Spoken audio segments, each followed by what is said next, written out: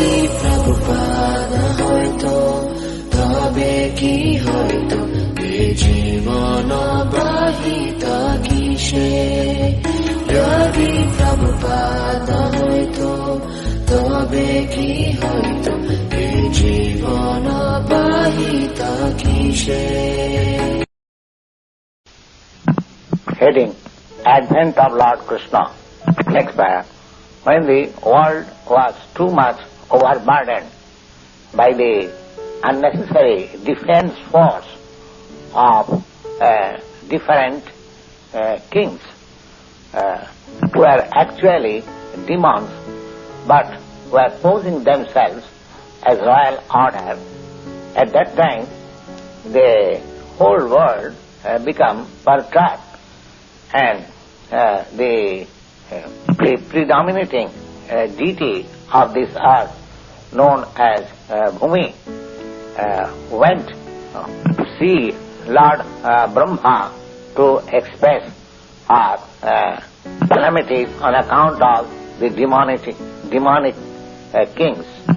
The predominating deity of the earth, Bhumi, assumed the shape of cow, presented herself before Lord Brahma with tears in her eyes, very much bereaved and weeping, just to invoke compassion of the Lord, and she began to narrate the calamitous position of the earth. Lord Brahma, after hearing the narration of Bhumi, became too much aggrieved, and he at once started for the ocean of milk where Lord Vishnu is lying, accompanied by all the demigods, headed by Lord Shiva and others. Bhumi, the predominant deity of earth, in the shape of the cow, also followed the demigods. Lord Brahma, just arriving on the shore of milk ocean, began to pacify the Lord, who formerly shaped the earthly planet, assuming the transcendental form of boar. In the Vedic mantra, there is a particular type of prayer called Purusha Sukta. Generally, by chanting that Purusha Sukta, the demigods offer their obeisances to the Supreme Personality of Godhead, Vishnu.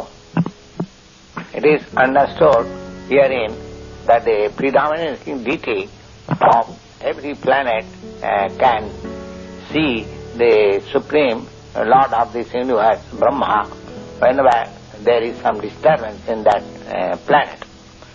And Brahma also can approach the Supreme Lord Vishnu not directly by seeing him, but he can approach him just by standing on the on the shore of the ocean of milk. There is a planet within this universe which is called Sita-Deepa. And in that planet, the ocean is of milk. It is understood in various Vedic literature that just we have got the ocean of salt water within this planet. Similarly, there are various kinds of oceans in other planets. Somewhere there is the ocean of milk, somewhere there is ocean of oil, somewhere there is ocean of liquor, and there are different types of ocean. And Purusha Sukta is the standard prayer reciting which the demigod appears as the Supreme Personality of God Vishnu, who is lying as Kshirodakshayi Vishnu. Because he is lying on the milk of ocean, he is called Kilodaksai Vishnu, and this Kilodaksai Vishnu is the Supreme Personality of Godhead, through him whom all the incarnation within this universe appears. On offering the Purusha Shakta prayer to the Supreme Personality of Godhead by all the demigods, when there was no response apparently heard by the demigods, at that time Lord Brahma personally sat into meditation, and there was transmission of message from Lord Vishnu to Brahma, and Brahma thus broadcast the message to the demigods. That is the system of receiving Vedic knowledge. The Vedic knowledge is received first Brahma from the Supreme Personality of Godhead through the medium of heart, as it is stated in the beginning of Srimad Bhagavatam, Tene Brahma Rida. The transcendental knowledge of Vedas was transmitted to Lord Brahma through the heart. Here also, in the same way, only Brahma could understand the message transmitted by Lord Vishnu, and he broadcast the message to the demigods that they should immediately take action on the message of the Lord. Message was that the Supreme Personality of Godhead is going to appear on the earth very soon, along with his supreme powerful potencies, and so long he would remain on the earth planet for executing his particular mission of annihilating the demons and establishing the devotees. The demigods should also remain there to assist him.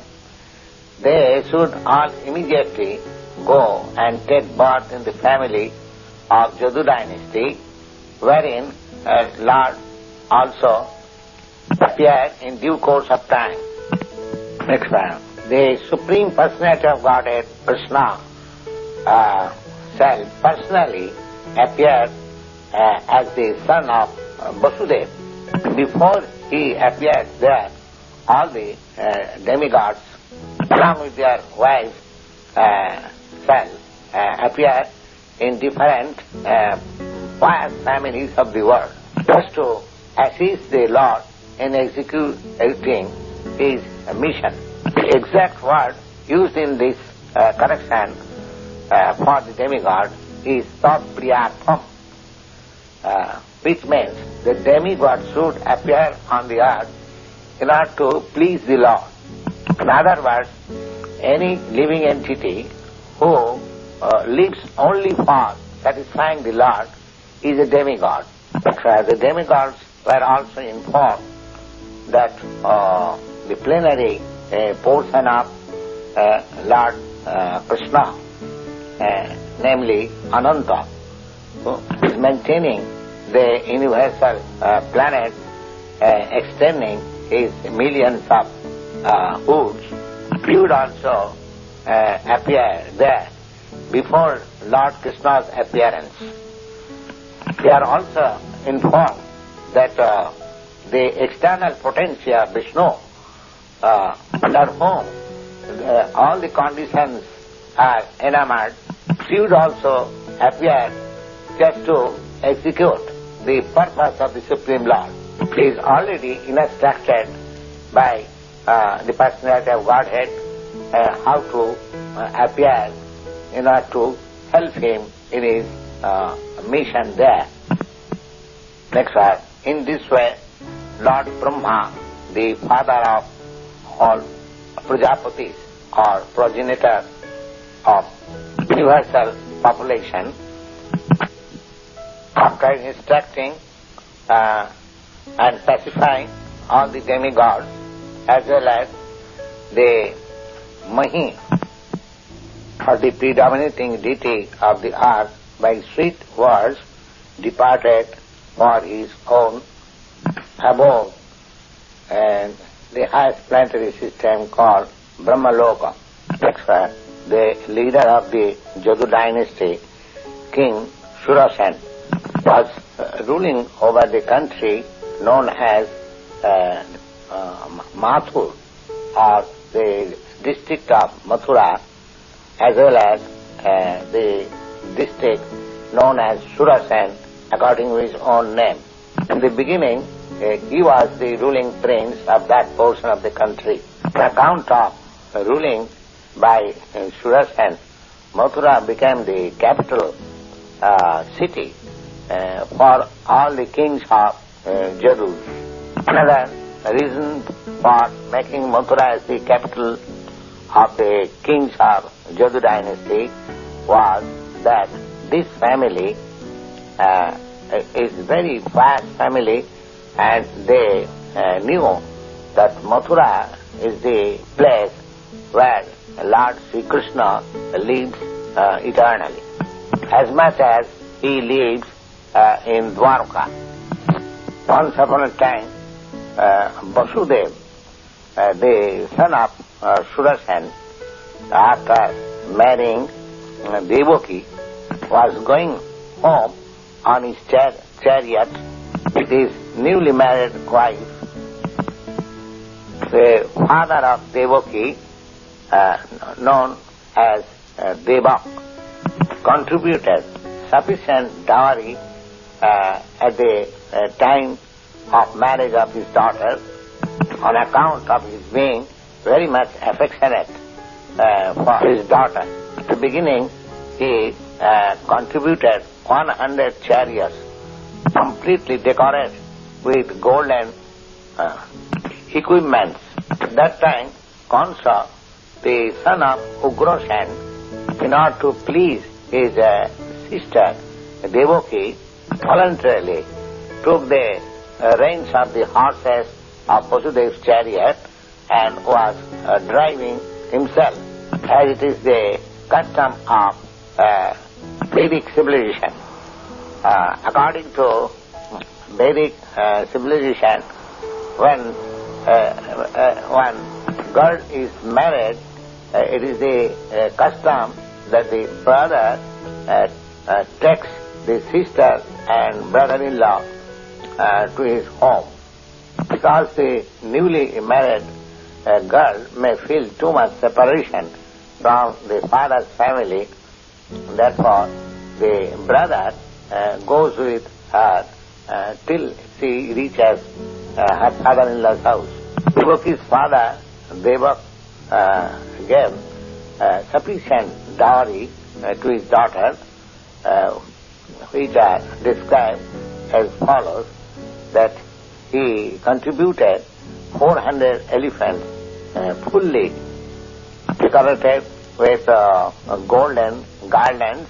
Similarly, decorated 15,000 horses were contributed, and 1,800 chariots similarly decorated, just to accompany his daughter.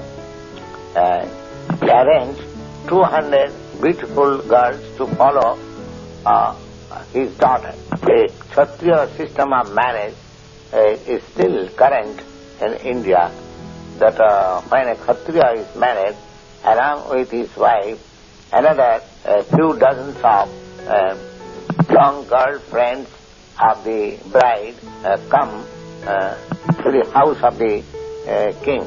Such followers of the queen are called maidservant, but actually they act as friends of the queen. This practice is prevalent from time immemorial, at least from the time before the advent of Lord Krishna, that is 5,000 years ago. Also the system was current, and thus Vasudev brought home another a set of 200 beautiful girls along with his wife, Devaki. Next verse.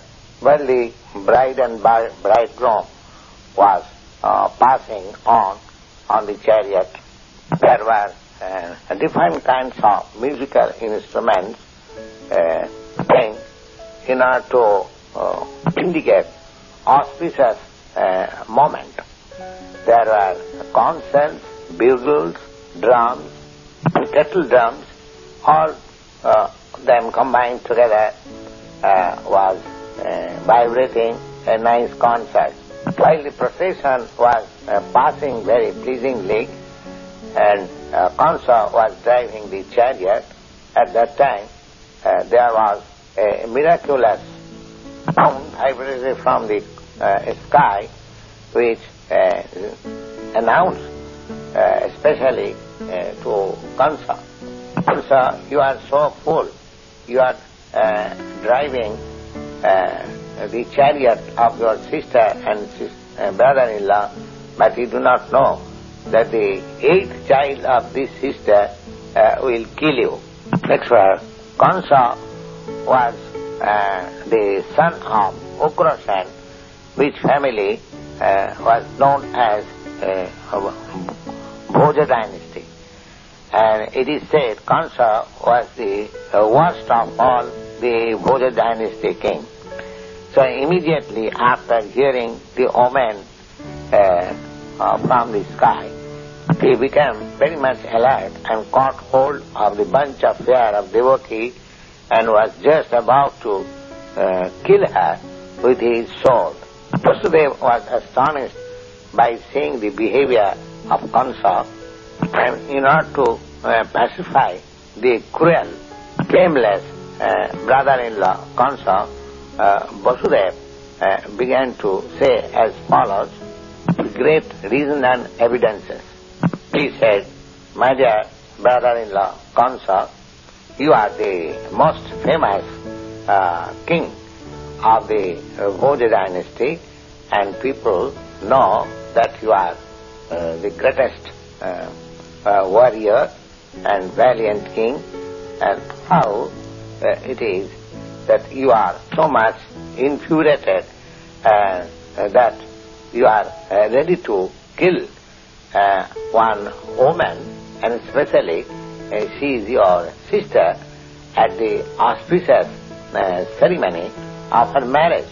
And why you should be so much afraid of death? Death is already born along with your birth. Since you have taken your birth, from the very day you have begun to die. Suppose you are now 25 years old, that means you have already died 25 years. So, every moment, every second you are dying.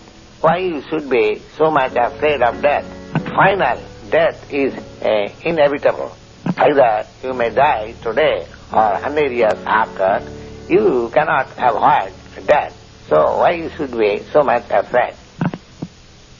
Actually, death means annihilation of the present body. So, as soon as the present body is stop functioning and mixed with the elements of material nature, the living entity within the body, according to his own action and reaction, accepts another body, and thus gives up the present body. Just like when a man walks on the street, he steps forward one leg, and when he is confident that his leg is situated in a sound ground, he lifts the other leg. In this way, one after another, body is changed and the soul transmigrates. I have seen how the plant worms change from one twig to another so carefully.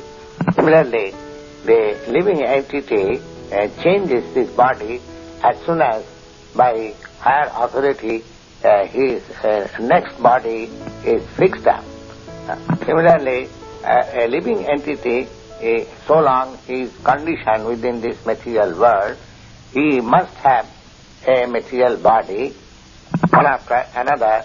Simply, his particular body is offered by the laws of nature according to his action and reaction in this life. Next paragraph. This body is exactly like one of the bodies which we always see in dream. During our sleeping dream, we create so many bodies according to the mental creation. Just like we have seen gold and also seen a mountain. So in dream we can see a golden mountain by combining the two ideas. Similarly, sometimes we see that we have got a body which is flying in the sky. At that time we completely forget of our present body. Similarly, these bodies are changing, and when we have got a separate body, we forget our past body. Just like during dream we see contact with so many new kinds of body, but when we are awakened, we forget all those bodies. Actually, this material body is creation of our mental activities. And at the present moment, we do not recollect what was our past body. Next, the nature of mind is flickering. Sometimes accepts something and immediately rejects this something. So, such accepting and rejecting process in contact with the five objects of sense gratification, namely form, taste, smell, sound, and touch. So the mind in its speculative way, when it comes in touch with such objects of sense gratification, the living entity desires a particular type of body and he gets it. Therefore, the body is an offering by the laws of material nature, and the living entity accepts her body and come out again in the material world for enjoying or suffering according to the construction of the body. Unless we have got a particular type of body, we cannot enjoy or suffer according to our mental concoction in the previous life. Actually, a particular type of body is offered to us according to the mental condition at the time of death. But the luminous planets like the sun, moon, or the stars reflect themselves in different types of reservoir, like water, oil, ghee. The reflection moves according to the movement of the reservoir. The reflection of moon is on the water. The moving water makes the moon also moving. Actually, the moon is not moving. Similarly, the living entity by mental concoction attains different types of body. Actually, the living entity has no connection with such body. But on account of illusion being enchanted by the influence of Maya, the living entity thinks that he belongs to that particular body. That is the way of conditioned life. Suppose a living entity is now in a human form of body, so he thinks that he belongs to the human community or a particular country, particular place, and he identifies himself in that way and unnecessarily prepares for another body which is not required by him. But such desires and mental concoctions are the causes of different types of body. The covering influence of material nature is so strong that the living entity whatever body he gets, he is satisfied, and he identifies with that body with great pleasure. Therefore, I beg to request you not to be overwhelmed by the dictation of your mind and body. If you actually want your ultimate. Krishna, tape number 3.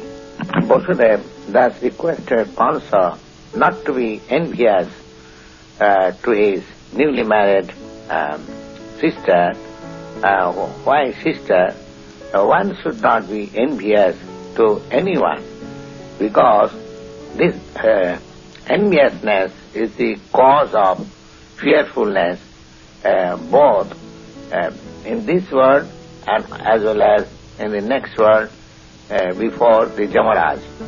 Vasudev appealed to Kansa on behalf of Devaki, stating that she was his younger sister and she is just on an auspicious moment on account of her marriage, and younger sister or younger brother are considered as one's children. So, the position being so delicate, if you kill her, it will go against your high reputation. Thus, Vasudev tried to pacify Kansa by methods of good instruction as well as by differentiation, but Kansa was not to be pacified because his association was demonic. Although he was born in a very high royal family, still on account of his demonic association, he was also a demon. A demon never cares for any good instruction. It's like a thief. However, you can give him moral instruction, it is not effective upon a determined thief. Similarly, those who are demonic by nature, atheistic by nature, hardly they can assimilate any good instruction, however upright they may be. That is the difference between demigod and demon. Those who can accept good instruction and try to behave in their life in that way, they are called demigods. And those who are unable to take such good instruction, they are called demons. Vasudeva, however, failing in his attempt to pacify Kansa, he thought within himself how to protect his wife Devaki. When there is imminent danger, an intelligent person should try to avoid such dangerous position as far as possible by good intelligence, and in spite of endeavoring by all intelligence, if one fails to avoid any dangerous position, there is no fault on his part. Jatne kriti jadina siddhati. One should try his best to execute his duties, but in spite of all endeavor, if the attempt fails, he has no fault. Vasudeva thought it wise, for the present, let me save the life of Devaki. Then, later on, if there are children, I shall see how to save them. He thought within himself, if in future I get one child who can kill Kansa, as Kansa was thinking, then both Devaki and the child would be saved, because the law of providence is inconceivable. Somewhere or other, let me now save the life of Devaki. There is no certainty how a living entity contacts a certain type of body, as much as there is no certainty how the blazing fire come in contact with a certain type of wood in the forest. When there is a forest fire, it is experienced that the blazing fire sometimes overlaps one tree and catches another tree, influenced by the wind blowing at that time. Similarly, a living entity who may be very careful in the matter of executing his duties, still it is very difficult to know what type of body is going to get next life. Just like Maharaj Bharat, he was very faithful executing the duties of self-realization, but by chance he contacted a temporary affection for a deer, and he had to accept next life the body of the deer. Thus, Vasudeva, after mature deliberation how to save his wife, again began to say with great respect to Kansa, although he was the most sinful man. It sometimes happens that a person like Vasudeva, the most virtuous person, has to flatter a person like Kansa, the most vicious person. So that is the way of our diplomatic transaction, and Vasudeva, although he was deeply aggrieved within himself, outwardly he presented himself as a smiling. Thus he addressed to the shameless Kansa, because he was so much atrocious. Vasudeva said to Kansa, "My dear brother-in-law, now just consider that you have no danger from your sister. If you are awaiting some danger, as you have heard a voice of foretelling from the sky, so you are confronted with the sons of your sister. The sons of your sister are not present.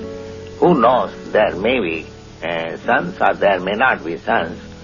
Considering all this position, you are safe for the present, and there is no cause of fearing from your sister. Now, if there are sons born of your sister, I promise that I shall present all of them to you for your necessary action." If Kansa knew the value of the word of honor from Vasudeva, and he was convinced by his argument, so for that time he freed himself from the heinous action of killing his sister. When Kansa thus stopped such killing business, Vasudeva was very pleased, and he eulogized the action of Kansa, and in this way he went back to his home. After this, in due course of time, Devaki gave birth to 8 children, as well as one daughter, year after year. When the first son was born, Vasudeva to keep his word of honor, immediately brought the child before Kansa. It is said that Vasudeva was very much celebrated for his word of honor, and he wanted to continue the standard of his fame. Although it was very painful for Vasudeva to hand over the newly born child in the hands of Kansa, Kansa was very much glad to receive the child, but he became a little compassionate with the behavior of Vasudeva. This instance of Vasudeva's behavior with Kansa is very exemplary, because for a great soul like Vasudeva, there is nothing considered to be painful in course of discharging the duty. A learned person like Vasudeva carries on duties without being hesitant. On the other hand, what is abominable action for a demoniac person like Kansa? It is said, therefore, that saintly person can tolerate all kinds of miserable condition of life. A learned man can discharge his duties without waiting for any favorable circumstances, and a heinous person like Kansa can act any sinful activity, and a devotee can sacrifice anything for satisfying the Supreme Personality of Godhead. By this action of Vasudeva, Kansa, although he was demoniac, he became so much satisfied and was surprised to see Vasudeva stop in his promise, thus being compassionate upon him and pleased. He began to say as follows. Kansa said, my dear Vasudeva, you need not present this child to me, because I have no danger from this child. I have heard that from the 8th child born of you and Devaki would kill me. So why shall I accept this child unnecessarily? You can take him back. After this, when Vasudeva was going back with his firstborn child, although he was a little pleased within himself by the behavior of Kansa, still he could not believe him, because he knew Kansa was uncontrolled, atheistic person. Therefore, he cannot be fixed up in his word of honor. In other words, one who cannot control the senses cannot be fixed up in their determination. There is a saying of one great politician named Chanakya Pandit. He said that never put your trust to the diplomats or to the omen. In other words, those who are addicted to unrestricted sense gratification, they can never be truthful. Neither they can be trusted with any faith. When Vasudeva went away to his home, at that time the great sage Narada came to Kansa, and he was informed about Kansa's becoming compassionate with Vasudeva and returning his first child. Narada was very much anxious to accelerate the descendants of Lord Krishna as soon as possible. Therefore, he informed Kansa But all personalities like Nanda Maharaj in Vrindavan and all the cowherds, boys, girls and the wives of the cowherds men on the one side and the other side Vasudev, his father Sudarshan and all his relatives born in the family of Vrishni, all persons presently known as the descendants of the Jadu dynasty and their wives, everyone born in their family at the present moment, their friends and well-wishers are the demigods taking birth in those families, and he warned Kansa to be careful of them because Kansa and all his friends and advisors there are demons. Demons are always afraid of the demigods. So, after being thus informed by Narada about the appearance of the demigods in different families, he became immediately too much alert and could understand that all the demigods have already appeared and Lord Vishnu must be now coming.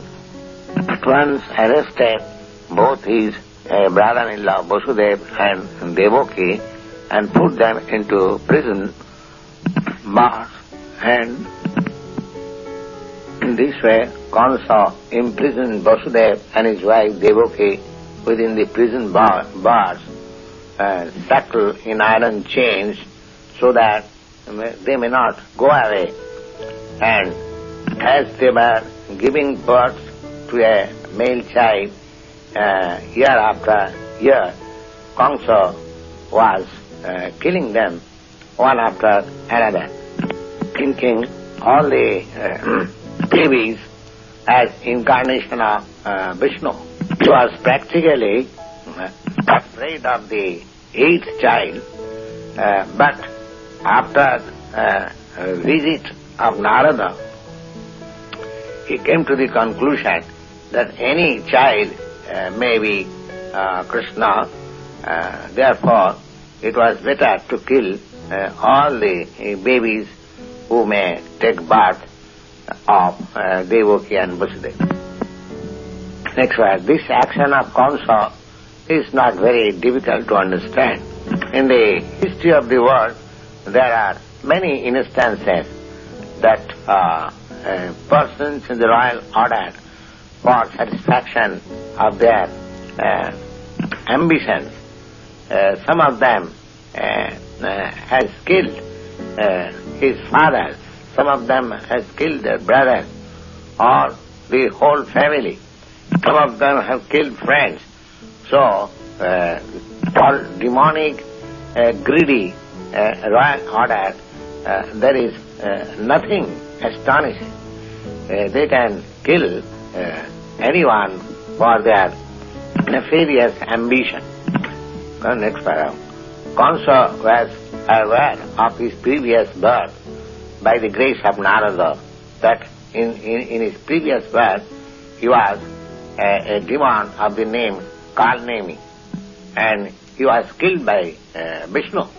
And knowing that he had taken his birth now in the Bhojo family, he decided to become deadly enemy of the Jadu dynasty, because Krishna was going to take birth in that family, and he was very much afraid that he would be killed by Krishna as he was killed in his last birth.